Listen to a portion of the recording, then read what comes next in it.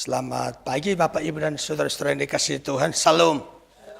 Mari kita membaca firman Tuhan dari kitab 2 Timotius pasal 4 ayat 1 sampai dengan ayat 8.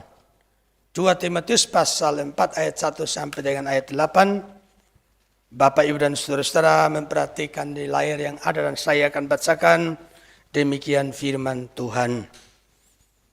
Di hadapan Allah dan Kristus Yesus yang akan menghakimi orang yang hidup dan yang mati, aku berpesan dengan sungguh-sungguh kepadamu demi penyataannya dan demi kerajaannya. Beritakanlah firman, siap sedialah baik atau tidak baik waktunya. Nyatakanlah apa yang salah, tegurlah dan nasihatilah dengan segala kesabaran dan pengajaran.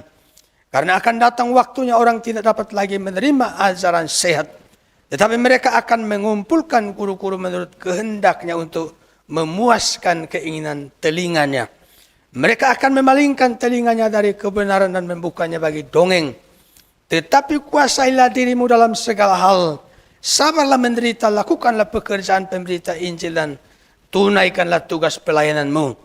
Mengenai diriku, darahku sudah mulai dicurahkan sebagai persembahan dan saat kematianku sudah dekat. Aku telah mengakhiri pertandingan yang baik. Aku telah mencapai garis akhir dan aku telah memelihara iman.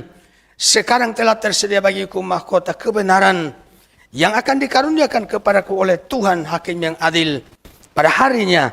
Tetapi bukan hanya kepadaku, melainkan juga kepada semua orang yang merindukan kedatangannya. Demikianlah sejauh ini bagian firman Tuhan yang kita baca.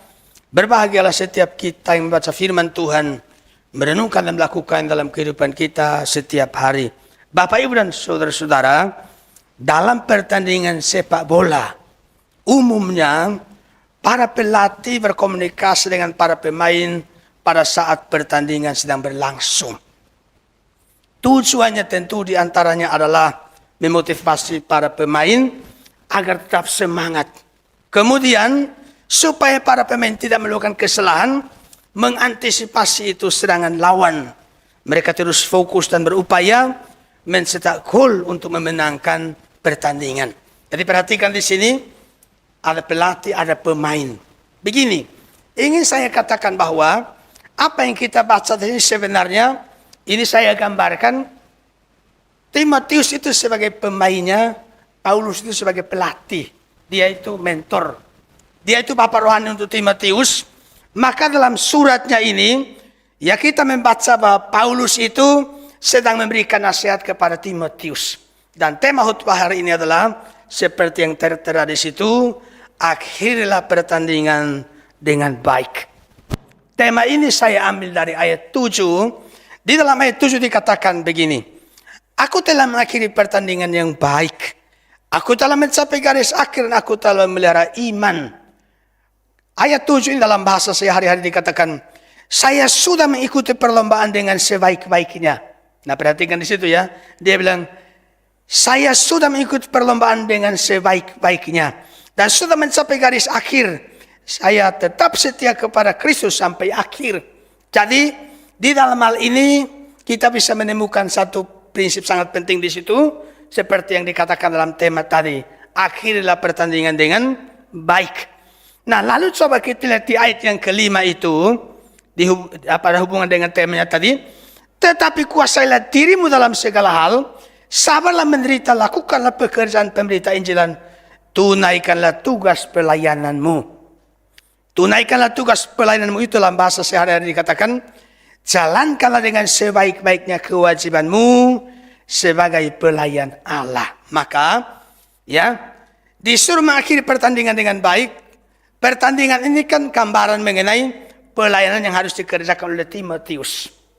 Ini yang sedang dibicarakan oleh Paulus. Maka dalam teks ini, dalam perikop ini, saya memikirkan, menemukan ada 3 poin penting. Yang pertama, apa tugasnya Timotius? Tugasnya apa? Yang kedua, Paulus menetapkan semacam tuntutan.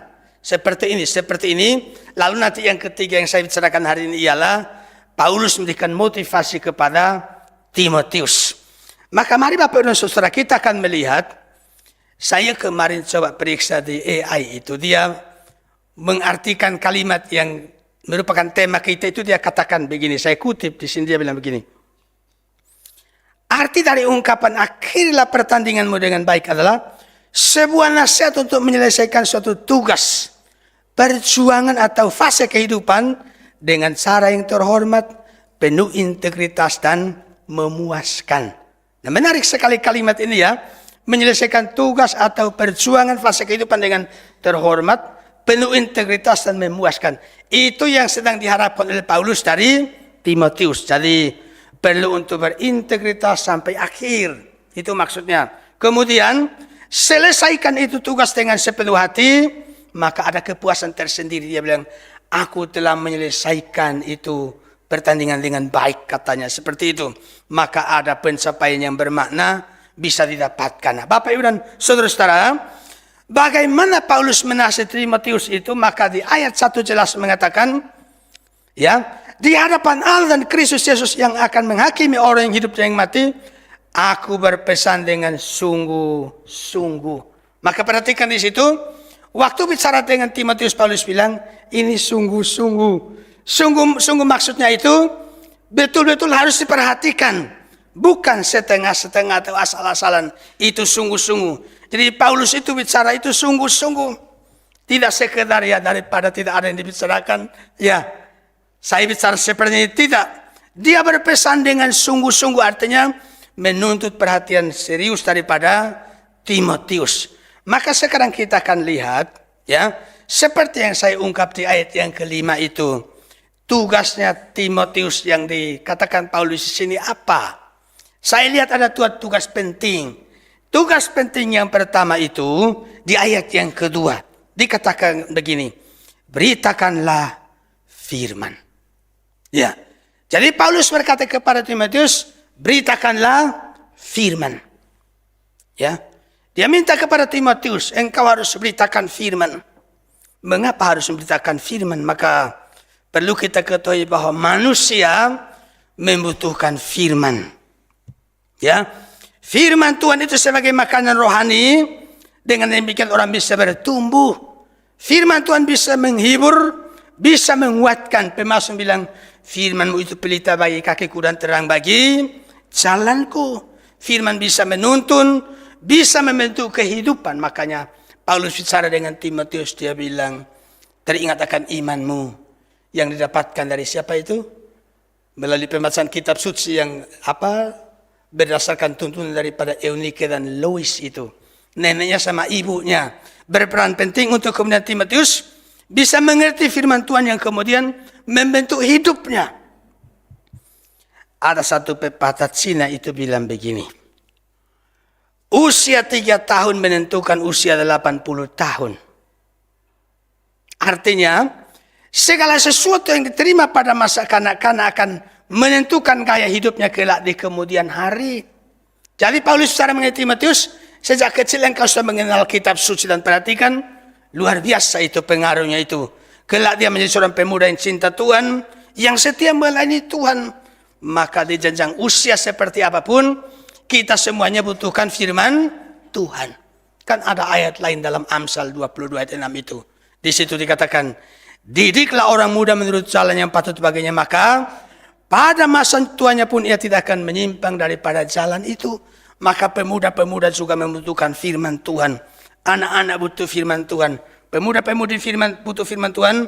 Orang dewasa, kita semua membutuhkan firman Tuhan.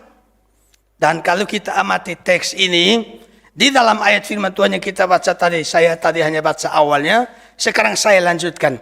Beritakanlah firman, siap sedialah baik atau tidak baik waktunya, nyatakanlah apa yang salah, tegurlah dan nasihatilah dengan segala kesabaran dan pengajaran. Nah, di situ diminta menyatakan apa yang salah, lalu memberikan teguran. Ya, pemberitaan firman Tuhan itu yang diminta Paulus di situ, arahnya jelas di situ.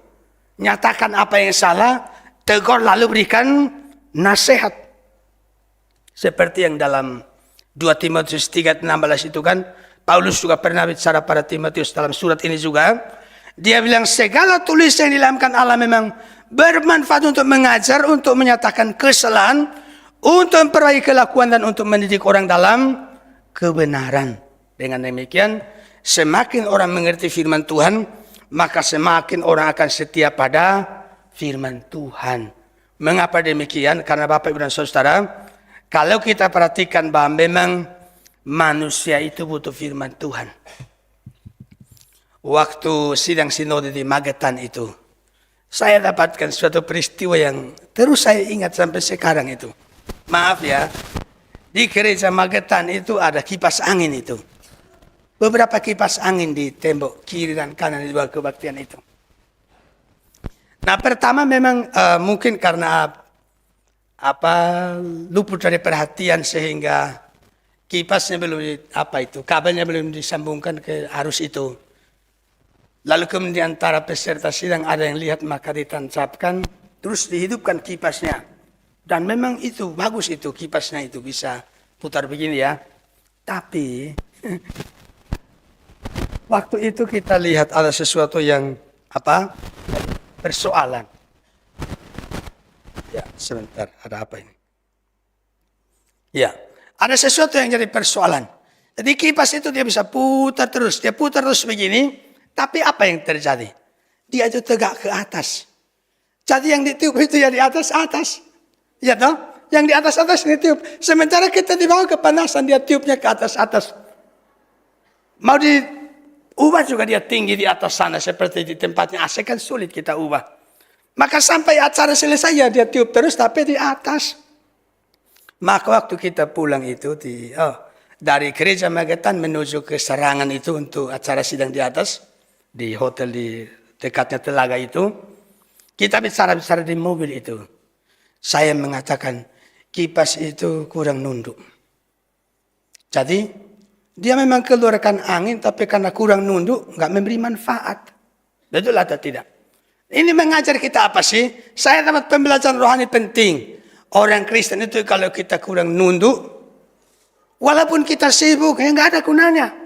Ya, jadi kesibukan melayani Tuhan, kesibukan mengikut Tuhan, harus sertai dengan ketundukan. Baru hidup kita bisa bermanfaat. Tapi kalau kita tidak tunduk, walaupun kita sibuk, mati dan sibuk, putar terus, ya nggak ada gunanya. Nah selama ini bagaimana? Misalnya kita sibuk melayani, main musik, pimpin nyanyi, atau apa saja yang kita kerjakan. Memang kelihatan kita sibuk. Tapi kalau kita tidak tunduk, ya seperti kipas tadi. Kita putar-putar tapi nggak ada gunanya. Ya, maka semuanya harus ada ketundukan. Di sini dibutuhkan firman Tuhan. Maka Paulus bilang pada Timotius, engkau harus menegur. Ya, engkau harus menyatakan kesalahan, engkau harus memberi teguran, kemudian memberi nasihat. Ya, itu yang sedang dikerjakan oleh Paulus di sini di dalam membimbing Timotius. Manusia membutuhkan firman Tuhan yang sejati karena begini Bapak Ibu dan Saudara. Kalau kita perhatikan di ayat 3 itu, ayat 3 mengatakan begini. Karena akan datang waktunya, ya, orang tidak dapat lagi menerima ajaran sehat. Tetapi mereka akan mengumpulkan guru-guru menurut kehendaknya untuk memuaskan keinginan telinganya. Ayat 4. Mereka akan memalingkan telinganya dari kebenaran dan membukanya bagi dongeng. Nah jemaat itu, orang Kristen itu rentan untuk terpengaruh. Hari-hari ini kan sedang ramai di media sosial. Saya kira yang aktif itu tentu tahu ya. Sedang ramai di media sosial mengenai ada seseorang yang sedang ada di Amerika. Lagi viral itu omongannya. Dia bilang, Yesus mati bukan karena kehendak atau rencana Allah, tapi karena kehendak iblis. Langsung ditanggapi sama teman-teman itu di media sosial. Apologet kita, kursnya Reform ya. Mereka langsung berteriak keras menentang itu. Terus dia bilang apa? Yesus mati di salib itu atas rencana dan kehendak iblis. Kalau misalnya ada yang mengatakan Yesus mati karena rencana kehendak Allah, itu orang begini. Nah coba lihat. Dia bilang begitu. Dikasih masukannya benar, nggak terima dia. Dia bilang kalau sampai orang mengatakan Yesus mati karena kehendak Allah, rencana Allah, bukan karena kehendak rencana iblis, orang itu seperti ini. Maka sekarang sedang ramai itu, saya memberi tanggapan. Nah Bapak Ibu dan Saudara, apa yang mau saya katakan di sini? Saya ada kutip ayat coba. Di dalam Kisah Rasul 2, ayat 22 sampai 23 itu dikatakan begini. Nah bisa lihat di slide itu. Hai orang-orang Israel, dengarlah perkataan ini. Yang aku maksudkan adalah Yesus dari Nazaret, seorang yang telah ditentukan Allah dan yang dinyatakan kepadamu dengan kekuatan-kekuatan dan mujizat-mujizat dan tanda-tanda yang dilakukan oleh Allah dengan perantaraan dia di tengah-tengah kamu seperti yang kamu tahu. Ayat 23. Dia yang diserahkan Allah menurut maksud dan rencananya telah kamu salibkan dan kamu bunuh oleh tangan bangsa-bangsa durhaka. Maka kemarin saya dengarkan Pak Pendeta Budi Asali. Dia bilang begini, menanggapi orang Indonesia yang lari ke Amerika itu. Dia bilang begini, kalau dia bilang Yesus mati atas rencana dan kehendak Allah, orang yang berpendapat seperti orang seperti ini, maka dia sedang mengatakan rasul yang dipakai Tuhan bicara di sini adalah orang seperti ini. Karena ayat ini kan jelas, ya toh? Di ayat 22 bahkan dikatakan itu, seorang yang ditentukan Allah. Ayat 23, dia diserahkan Allah menurut maksud dan rencananya. Bahwa Yesus disalib itu menurut maksud dan rencana Allah. Tapi kok tiba-tiba ada orang ngotot, bukan rencana Allah itu, bukan itu kehendak Allah itu rencana kehendak iblis. Padahal ayat firman Tuhan kan jelas, bukan? Betul atau tidak? Nah coba, saya ada kutip satu lagi ya. Kisah Rasul 4 ayat 27-28 itu. Di situ dikatakan begini. Sebab sesungguhnya telah berkumpul di dalam kota ini Herodes dan Pontius Pilatus beserta bangsa-bangsa dan suku-suku bangsa Israel melawan Yesus hamamu yang kudus yang engkau urapi. Ayat 28. Untuk melaksanakan segala sesuatu yang telah engkau tentukan dari semula kuasa dan kehendakmu. Bahwa Yesus diserahkan dan kemudian hukum mati disalib itu tidak lepas daripada apa yang telah direncanakan, apa yang merupakan kehendak dari Tuhan Allah. Nah, saya bicara seperti ini karena ada hubungan dengan teks firman Tuhan yang kita baca tadi. Bahwa di hari terakhir, orang akan lebih suka mendengarkan dongeng-dongeng. Dongeng-dongeng itu maksud omongan di karang-karang. Kedengarannya menyenangkan, mengenakan telinga. Apalagi kalau ramai-ramai banyak orang mengikuti. Jangan lupa, kebenaran sejati tidak ditentukan oleh berapa banyak pengikut.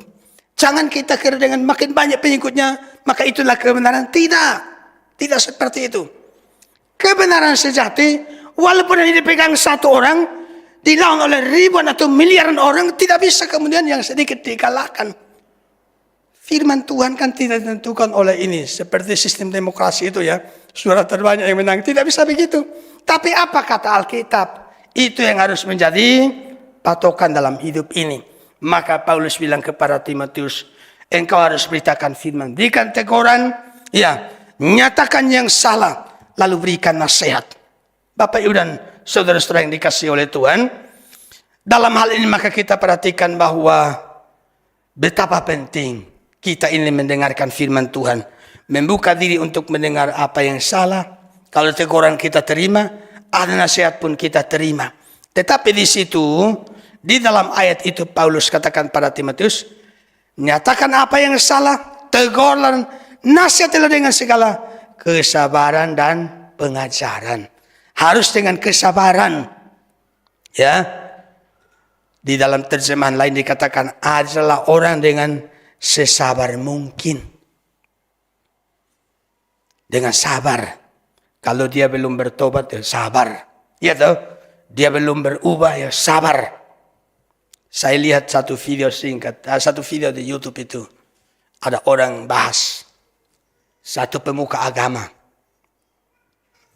Murid-muridnya itu dibiasakan, kalau selesai acara, harus salaman, cium tangan, baru keluar dari ruangan. Ada satu anak, dia tidak cium tangan. Yang lain sudah cium tangan terus keluar.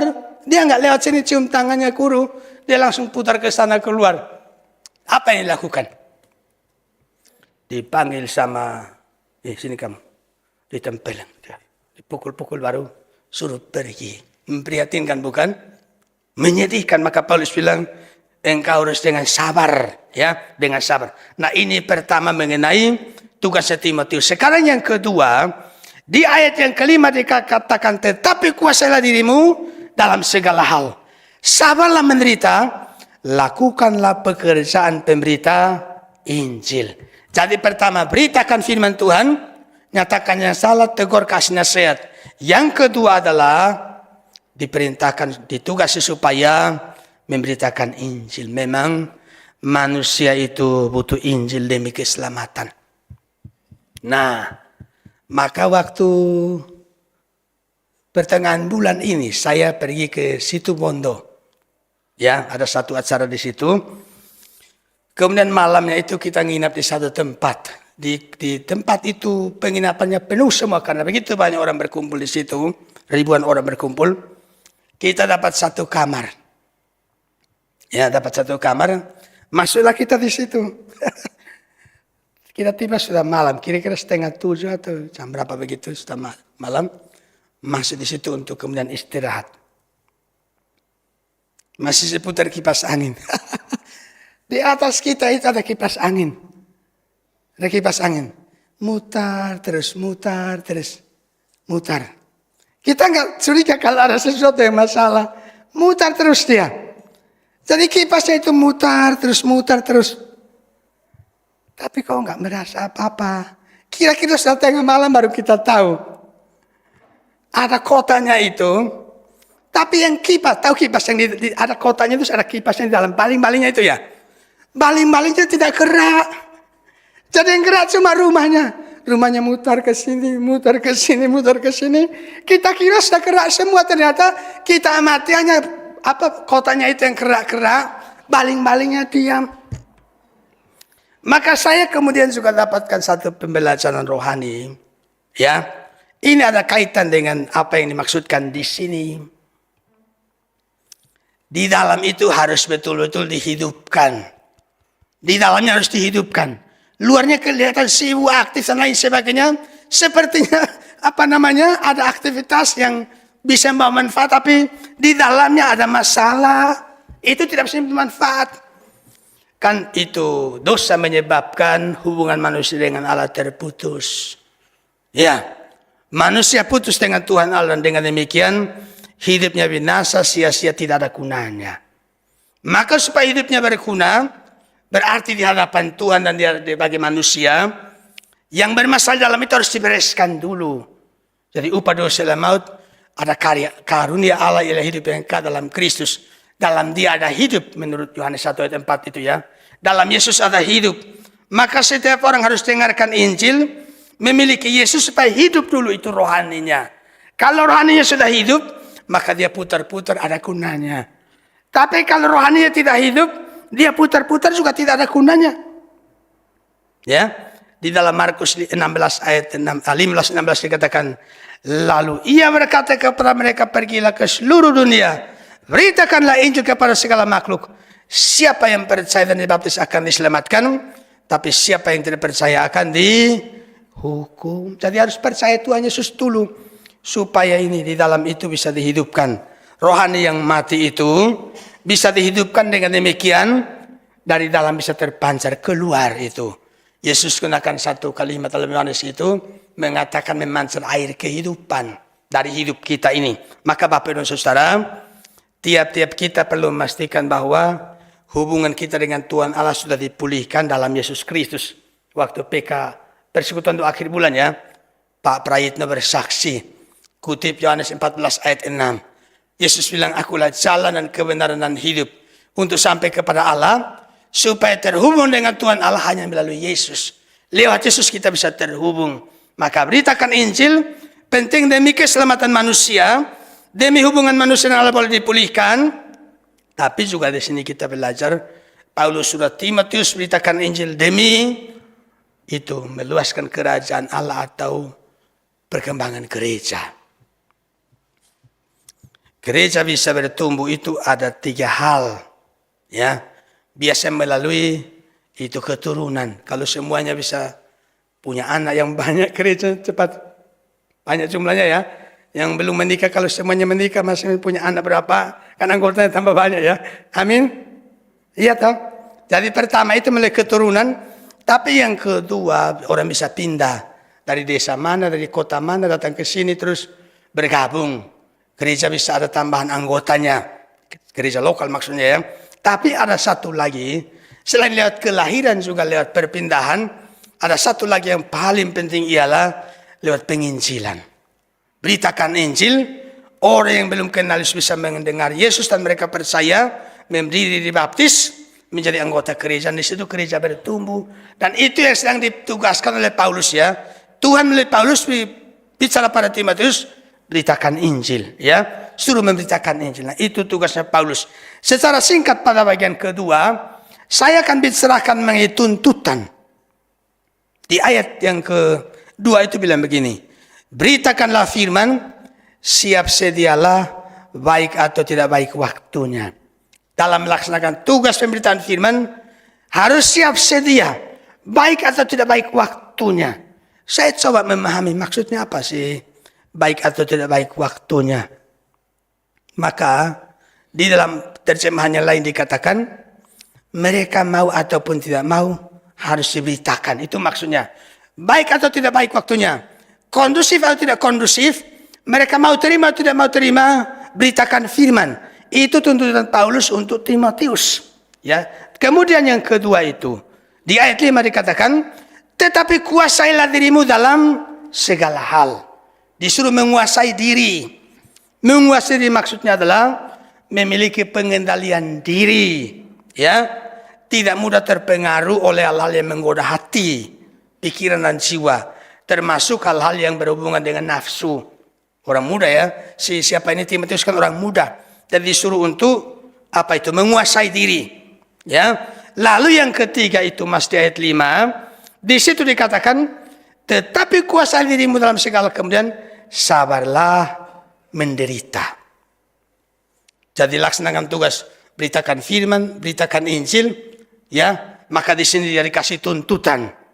Ya, dikasih tuntutan oleh Paulus yaitu siap sedia untuk segala keadaan.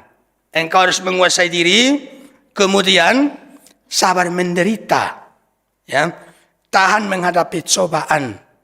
Ya, kadang-kadang ada cobaan.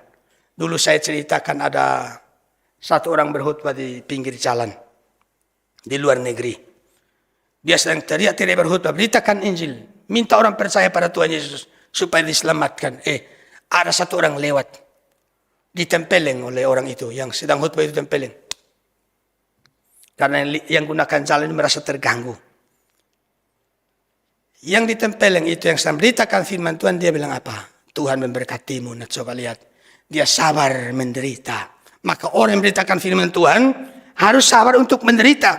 Kadang-kadang beritakan firman Tuhan ditolak dan lain sebagainya. Ini juga bisa kita terapkan dalam pelayanan ya. Kita semua kan berada di bidang apa saja yang dipercayakan Tuhan. Nah, kadang-kadang kita ada situasi yang mungkin tidak mengenakan dan lain sebagainya. Ya, harus sabar.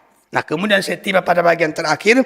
Ya, Paulus waktu menasihati Timotius, ada yang menarik di sini.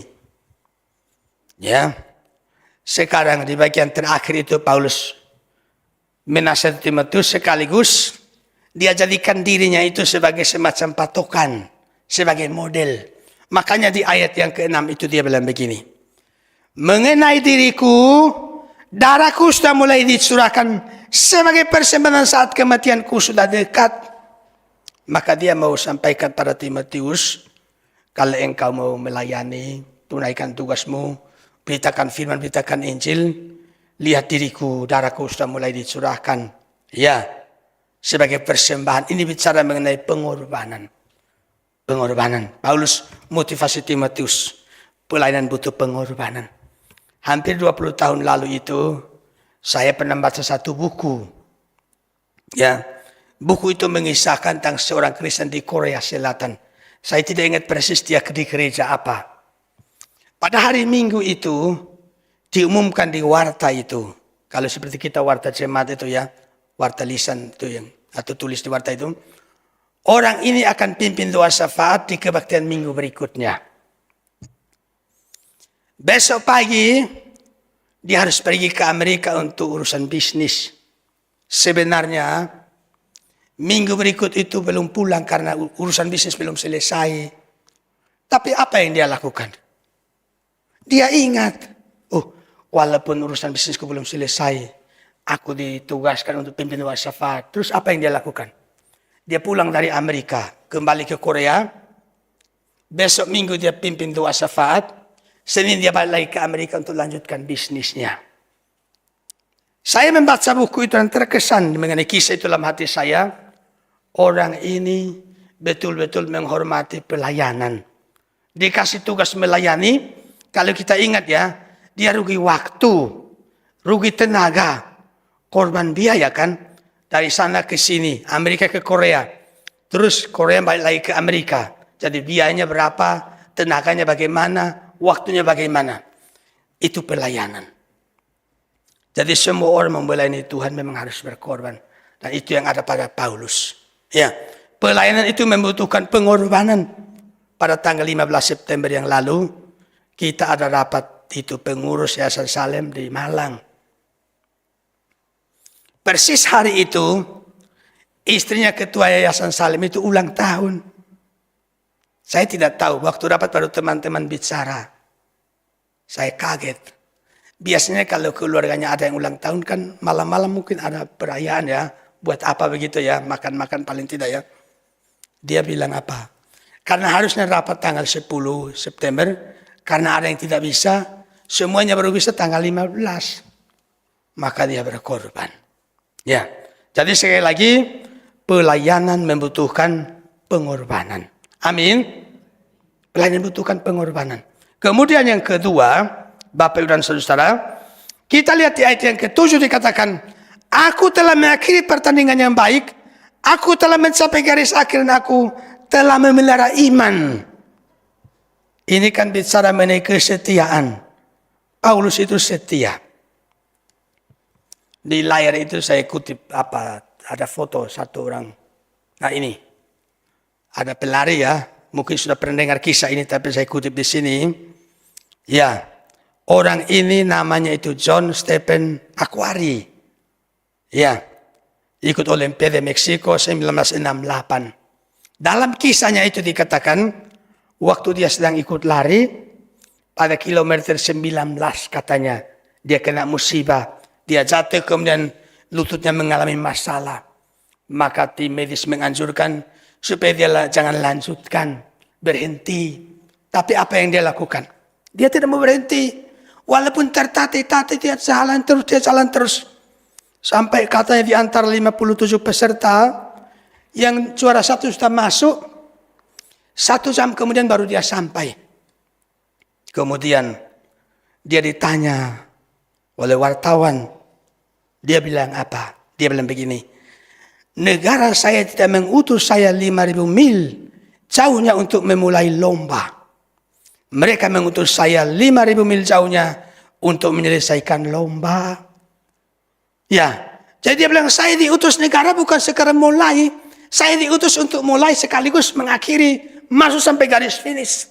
Maka saya belajar di sini mengenai kesetiaan. Kalau kita ikut Tuhan, harus setia sampai akhir. Amin. Itu teladan Paulus. Ya, demikian juga kalau kita dipercaya dalam sesuatu pelayanan, kita juga harus setia sampai akhir. Itu yang diinginkan oleh Tuhan. Dan motivasi terakhir dari Paulus untuk Timotius itu di ayat 8. Dikatakan, sekarang telah tersedia bagiku mahkota kebenaran yang akan dikaruniakan kepadaku oleh Tuhan Hakim yang adil. Dan pada harinya tetapi bukan hanya kepadaku, melainkan juga kepada semua orang yang merindukan kedatangannya. Jadi Paulus bilang, pelayanan butuh pengorbanan, butuh kesetiaan. Ya, yang terakhir dia katakan ada mahkota. Saya tutup khotbah ini, ya, yang kisah yang barangkali sudah pernah dengar itu. Ada seorang tukang yang sudah mau pensiun. Dia sudah mau pensiun. Lalu bosnya itu suruh dia kerjakan bangunan terakhir. Dikasih sejumlah uang, ini kamu bangun rumah ini dengan dana itu. Sebagai bangunan terakhir darimu untukku. Nah dia terima uangnya, dia mulai membangun.